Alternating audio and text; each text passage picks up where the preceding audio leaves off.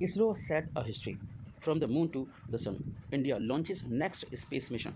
The latest mission in India's ambitious space program blasted off Saturday on voyage toward the center of the solar system, a week after country's successful unmanned moon landing. Aditya L1 launched shortly before midday with a live broadcast showing hundreds of spectators cheering widely against the deafening noise of the rocket's ascent. Launch successful, all normal, and Indian Space Research Organization official announced from mission control as the vessel made its way to upper reaches of Earth's atmosphere. The mission is carrying scientific instruments to observe the sun's outermost layer in a 4-month journey. The United States and European Space Agency ESA have sent numbers probes to center of the solar system, beginning with NASA's Pioneer program in the 1960s. Japan and China have both launched their own solar observatory missions into Earth's orbit, but if successful, the latest mission from the Indian Space Research Organization ISRO will be the first by any Asian nation to be placed in orbit around the Sun. It is a challenging mission for India. Astrophysicist Somak Ray Chaudhary told broadcaster ADTV on Friday. Ray Chaudhary said the mission probe would study coronal mass ejections, a periodic phenomena that see huge discharges of plasma and magnetic energy from the sun's atmosphere. These bursts are so powerful they can reach the Earth and potentially disrupt the operations of the satellite. Aditya will help to predict the phenomena and alter everybody so that satellite can shut down their power, he said. I will also help us understand how these things happen, and in the future, we might not need a warning system out there.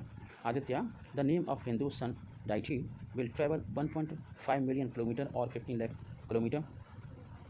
It may be 9 lakh 30,000 miles to reach its destination. Still, only 1% of the vast distance between Earth and the Sun. At the point, gravitational force of celestial bodies can be cancelled each other out, allowing the mission to remain in the stable halo orbit around our nearest star, Sun. Aditya is a traveling on ISRO designed 320-ton PSLV XL rocket that has been ministry of the Indian space program, powering earlier launches to the moon and Mars. The mission also aims to shed light on the dynamics of several other solar phenomena by measuring particles in the sun uppermost atmosphere. Budget program. By the budget point of view, India has steadily matching the achievements of established spacefaring powers at the fraction of their cost. The South Asian nation has a comparatively low budget space program, but one that has grown considerably in size and momentum since it first sent a probe to orbit the moon in 2008. Experts say India can keep costs low by copying and adapting existing technology, and thanks to an abundance of highly skilled engineers who earn a fraction of their foreign counterparts' wages. Last month, successful landing on the lunar surface, a feat previously achieved only by Russia, the United States, and China, cost less than 75 million. The touchdown was widely celebrated by public with a prayer rituals to wish for the mission's success and school children following its final descent from live broadcast in classroom. Indian became the first Asian nation to put a craft into orbit around Mars in 2014 and is slated to launch a 3-day crewed mission into the Earth's orbit by next year. It also plans a joint mission with Japan to send another probe to Moon by 2025 and orbit mission to Venus within the next 2 years. US fighter jet squadron at half, ammo almost out of stocks. American blind help to Ukraine, hitting its own security. It's a very important lesson to learn by the bar of the Ukraine and Russia. Over the last week, the United States has announced fresh military aid package to Ukraine and Taiwan, but not equitably. The decision seems to have intensified debates in American strategic circle whether by acceding to every request by Ukraine for more and more military aid. Washington is not only neglecting Taiwan to the increasing comforts of the China, but also undermining its own defense preparedness. You know that on August 29, the Biden administration announced the next package of military assistance to aid Ukraine, containing important capabilities such as AIM-9M missile for air defense, munition for high mobility artillery rocket system, 155 mm and 105 mm artillery ammunition, mine clearing equipment, javelin, and other anti armor system and rockets, over 3 million rounds of all arm ammunition, ambulances, demolition, munition, for the obstacles clearing as well as spare parts, service, training, and transportation. This package of weapons and equipment is valued around 250 million US dollar. This is above 41 billion that the US had already dispensed to Ukraine as military aid. Due to the military aid, in contrast, on August 30, President Biden approved military aid of only 80 US dollar million 80 million US dollar for Taiwan under the Foreign Military Financing FMF program, usually used for sovereign state. It was said that EMF will be used to strengthen Taiwan's self-defense capabilities through joint and combined defense capability and enhanced maritime domain awareness and maritime security capabilities. This is the first ever transfer of US military equipment to Taiwan under a program typically meant for sovereign countries. Strictly speaking, the US does not consider Taiwan to be an independent country, committed as it is to so-called One China principle. However, under the Taiwan Enhanced Resilience Act passed last year, the US government is also authorized to spend up to 2 million US dollar, announcing in military grant assistance to the island from 2023 to 2027. There is a vast difference between Ukraine and Taiwan. As far as a US military is concerned, Ukraine is at war, whereas Taiwan may face a war, but for expert, for the long-term security of the United States, the whole world, any war over a Taiwan by China is a much bigger threat. Does the US have enough arm to deal with the threat over Taiwan? Military analysts are not so sure. Ukraine is even embasying the US, they say. A recent opinion poll by CNN said that most Americans, 55% Americans, oppose Congress authorizing additional funding to support Ukraine in its war with Russia. And 51 say the US has already done enough to help Ukraine.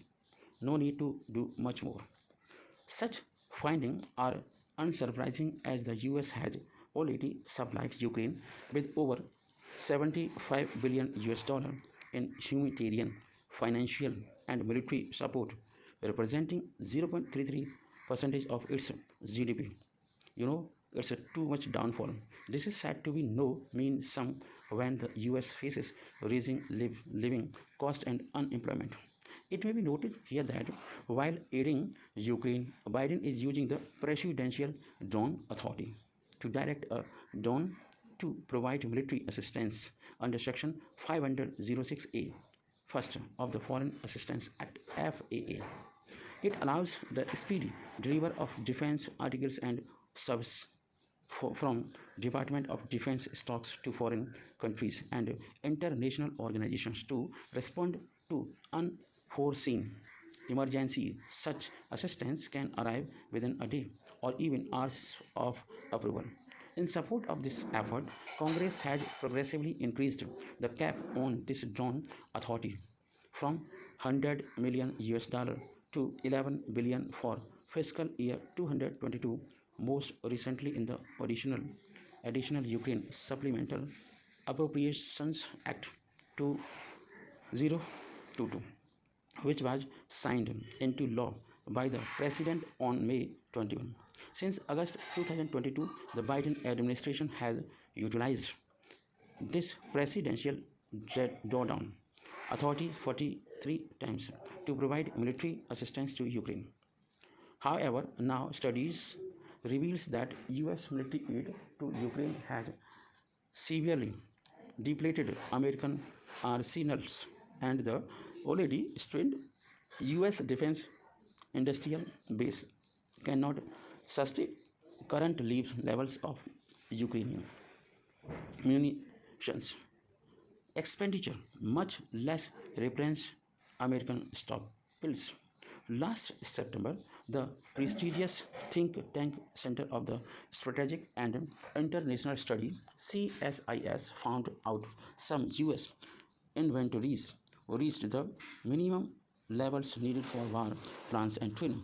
It examined the ability of defense industrial base to replace inventories in an emergency and concluded that the progress or a process would take many years for most items.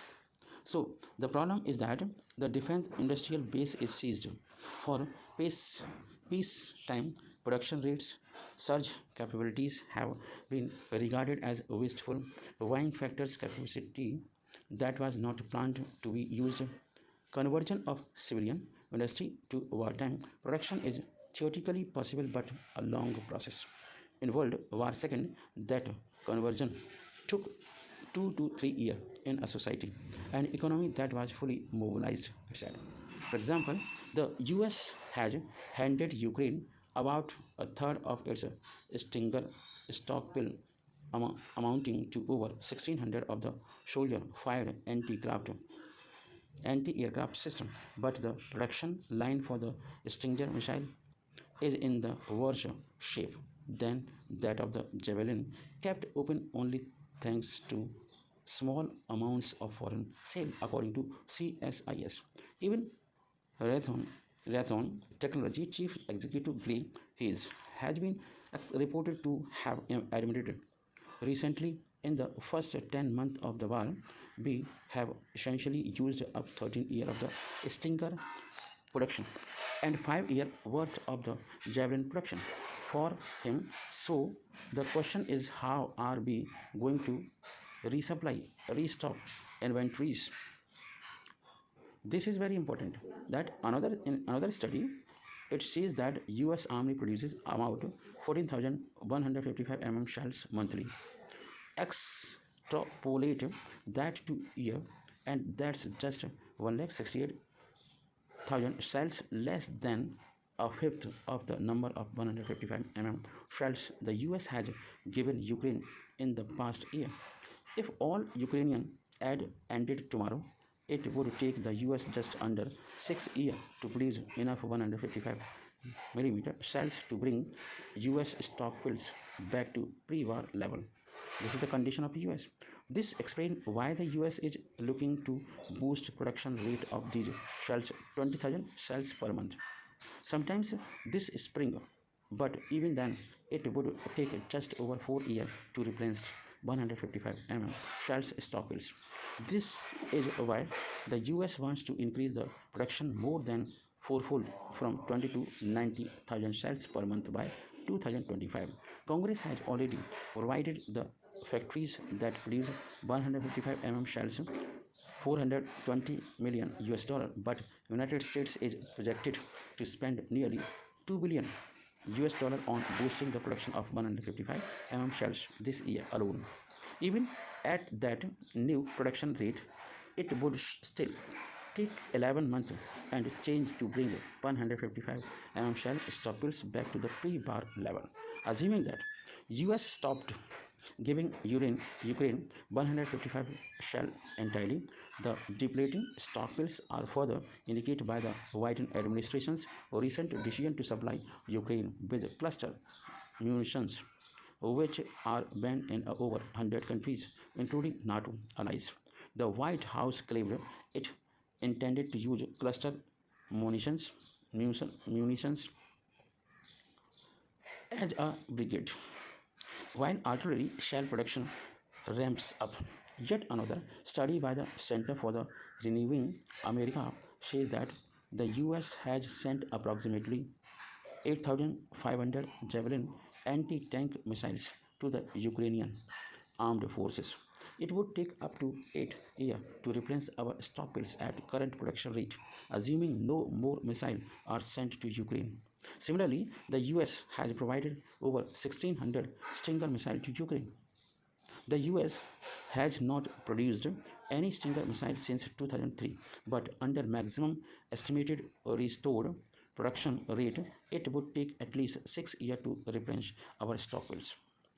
Additionally, we can say that the US has sent Ukraine over a million artillery shell. The US produces around 20 artillery shell a month with a plan to increase its production between 70 to 90 shell a month over the next several years. In fact, in July this year, none other than USAFE, UA Air Force in Europe, Commander James Hacker admitted that the stockpiles of the US weapons and those of the allies are getting dangerously low. If you look at the US itself, and let's not just talk about munitions, the Ukraine, which I think is exactly what we need to do, but now we are getting dangerously low, and sometimes, in some cases, even too low. That we don't have enough, and we need to get industry on board to help us out so we can get this going, he said. As the Center of Renewing America studies say, this shortage includes many of weapons systems that the US is supplying to Ukraine are also needed by Taiwan to deter and defeat a Chinese invasion. There is an approximately 19 billion US dollar backlog of the weapons delivered to Taiwan, partially caused by the US pre, pre prioritizing arms supply for Ukraine. Many of the same weapon systems being supplied to Ukraine, Harpoon missile, HIMARS rocket, are also needed by Taiwan and other East Asian partners, creating a real trade off against the US ability to deter Chinese aggression. It also warns there is also a real risk that weapons sent to Ukraine could fall into the wrong hands. Ukraine historically has been one of the most corrupt countries in the world and has a history of being a source of illicit arms smuggling, including for advanced weapon systems. For example, Ukraine has provided cruise missile technology to Iran, sold China its first aircraft carrier, and likely provided rocket engines that enabled North Korea to launch its first international ballistic missile. Against this background, two fundamental questions are relevant here. For one, when the defense industry base is struggling to produce weapons for Ukraine, should China invade Taiwan? Would the US not run out of ammunition within a week? For another, is that amount of aid spent supporting Ukraine not far out? There were once only 1280 early humans left to breed, claimed Chinese scientists. According to Chinese scientists, plastic, deforestation, polluted water bodies, and a world full of concrete, the evidence of continuous existence of humanity is spread across the world. The human population has currently exceeded 8 billion. But scientists now purpose that humanity was once on the brink of never existing. Chinese researchers have uncovered evidences suggesting that 9 lakh 30,000 years ago, our modern human ancestor endured in a catastrophic population collapse. Why? Likely triggered by the dramatic climatic changes. During this period, known as a bottleneck, our ancestors dwindled to fewer than 1280 only, breeding individuals with approximately 98.7% of the human ancestor lost. It was a huge number and endangering their survival. What are the reasons?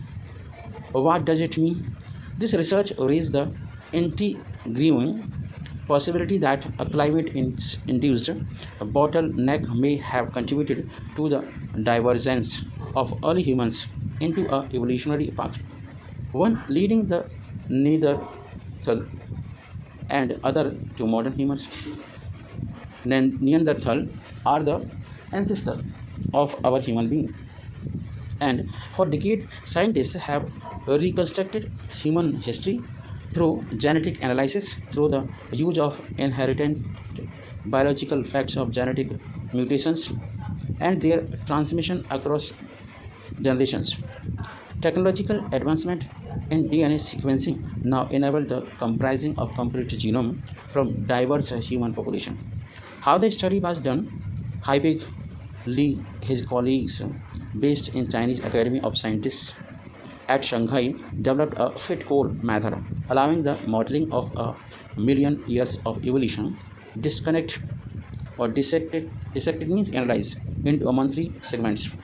This tool have uncovered the histories of various living organisms, including humans. Initially focused on animals like fruit fly, a researcher later turned their attention to the humans, comprising the genome of 3,150 individuals from 50 populations worldwide. Their investigation led to the conclusion that near extinction event occurred among our ancestor 9,30,000 years ago. Before the bottleneck, the ancestral human population numbered approximately 98,000 breeding individuals. This number plummeted to fewer than 1,280 individuals, persisting for 1,17 years before recovery. The scientists argue that this bottleneck aligns with the fossil record of our human ancestor, our branch of evolutionary tree diverged from other apes around 7 million years ago in Africa. Around 7 million years ago in Africa, by millions years ago, our ancestor in Africa had evolved to be tall and large brained. Subsequently, some of these early humans migrated to Europe and Asia, evolving into Neanderthals, and Denisovans, while our lineage continued to evolve into modern humans in Africa.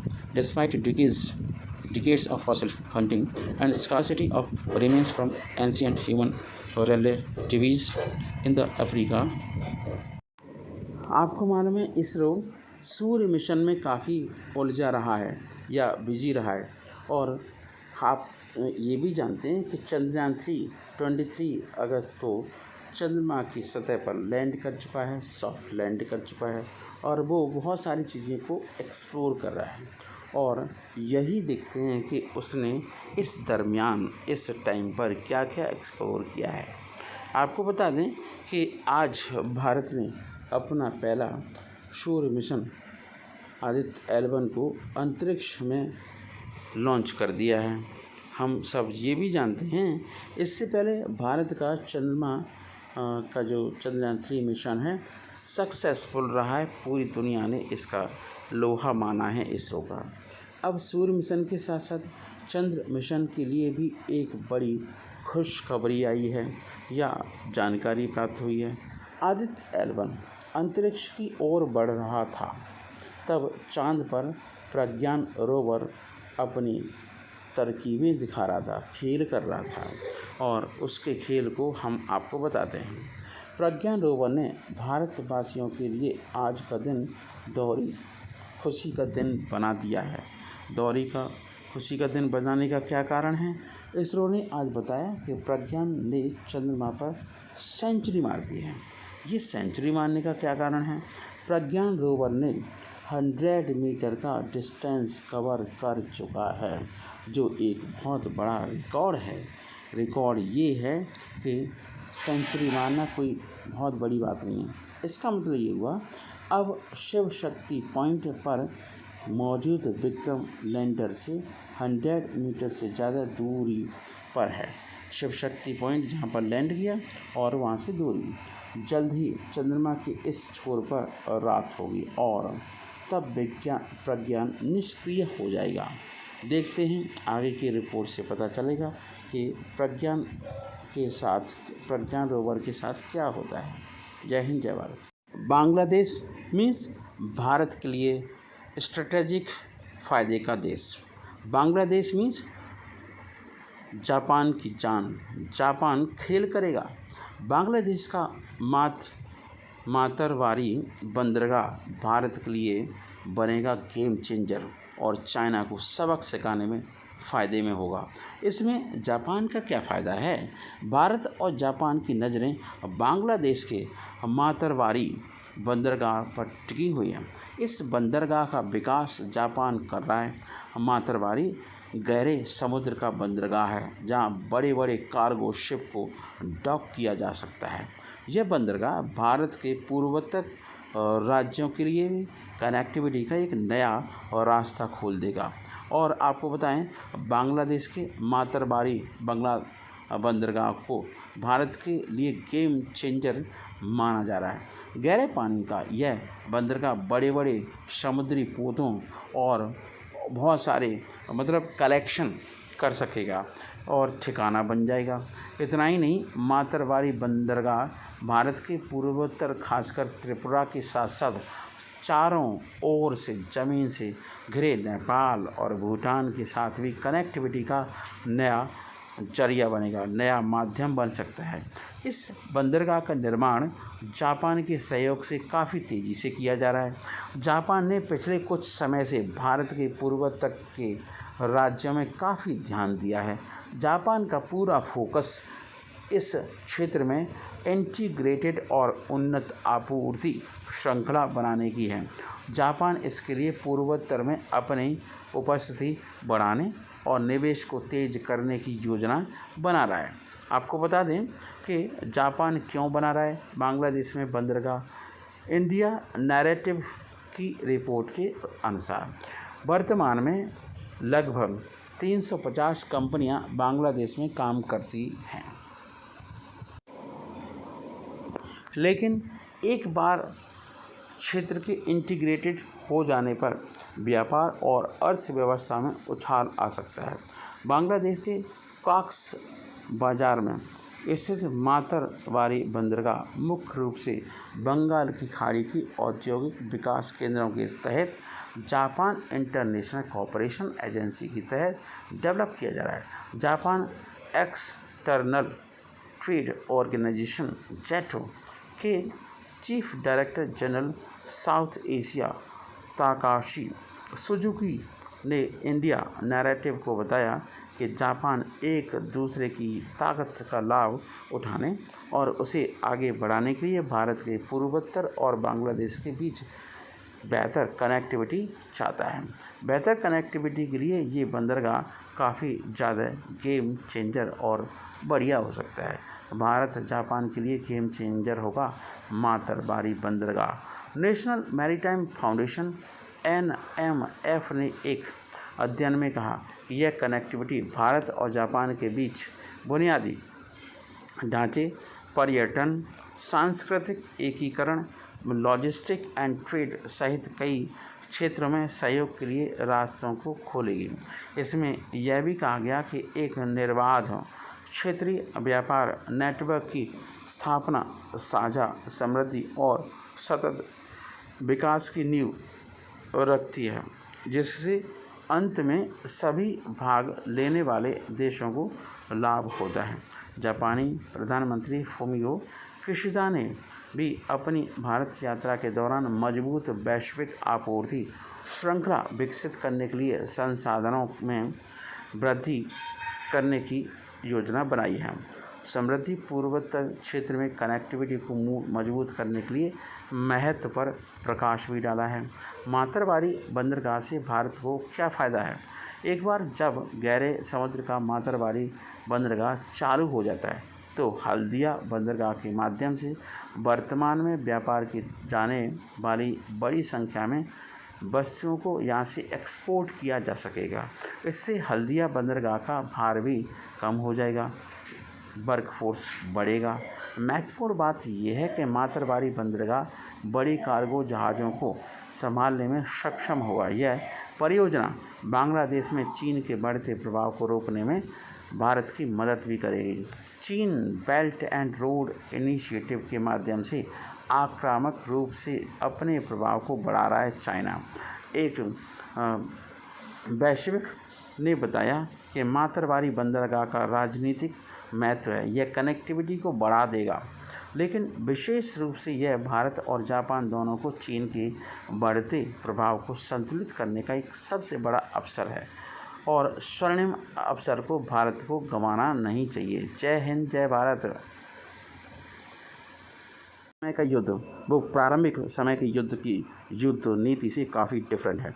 युद्ध आज के समय technology से लड़ा जा रहा है।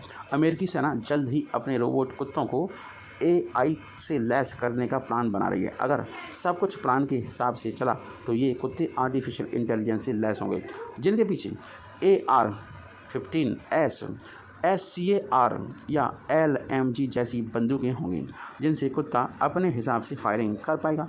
military.com की एक रिपोर्ट के मुताबिक अमेरिकी सेना के एक प्रवक्ता ने कहा कि आर्मी भविष्य के युद्ध की संभावना के हिसाब से रोबोट कुत्तों को राइफल से रेस करने पर विचार कर रही है।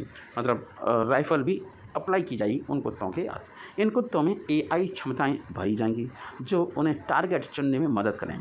सेना की दिलचस्पी घोस्ट रोबोटिक्स के विजन 60 क्वाड्रप्ट अनमैन्ड ग्राउंड व्हीकल में एक हथियार जोड़ना है।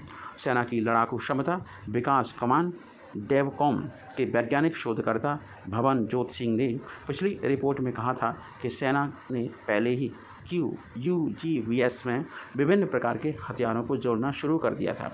हालांकि उन्होंने संकेत दिया है कि आगामी प्रयोग रोबोटिक कुत्तों में वास्तविक कुत्तों वाली क्षमता विकसित करने से जुड़ा होगा, तुरंत नहीं होगी तैनाती। उन्होंने इस बात पर जोर दिया कि रोबोट कुत्तों की सबसे बड़ी खासियत है कि यह विभिन्न इलाकों में नेविगेट कर सकती हैं, जो पहिए वाले वाहनों के लिए मुश्किल हो सकता है। उन्होंने ये बयान जुलाई के अंत में सांसदों की एक सभा में दिया, जहां हथियारों वाले रोबोडॉग इकाइयों का प्रदर्शन किया गया था। डेवकॉम के प्रवक्ता टिम राइडर का कहना है कि इस क्षेत्र में विकास का मतलब यह नहीं कि युद्ध के मैदानों में रोबोट कुत्तों को तत्काल तैनात किया जाएगा। आपको बताएं क्यों बनाए जा रहे हैं हथियार से लैस कुत्ते। उन्होंने ये स्पष्ट कर दिया है कि एडवांस टेक्नोलॉजी प्रदर्शन भविष्य में सैन्य तैनाती में सबसे ज़्यादा बदलाव के रास्ते खोलते नजर आ रहे हैं, लेकिन वे वर्तमान के सैनिकों का नेतृत्व नहीं करते हैं। इन रोबोटिक कुत्तों को एक सैनिक ऑपरेट करेगा और वहीं उसे टारगेट भी प्रदान करेगा या समझाएगा, लेकिन कब फायर करना है यह रोबोट पर निर्भर है। हालांकि इसके बावजूद रोबोट टेक्नोलॉजी के विकास पर नैतिक प्रश्न भी उठ रहे हैं कि नैतिकता क्या होगी। जय